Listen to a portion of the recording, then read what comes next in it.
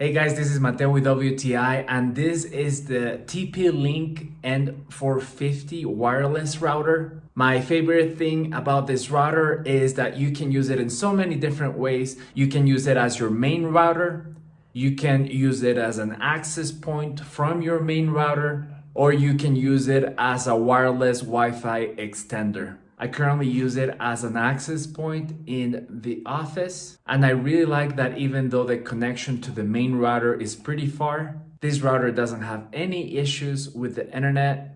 It doesn't have any signal loss, or it doesn't have any type of packet loss. I get the full internet from the main router into this TP-Link.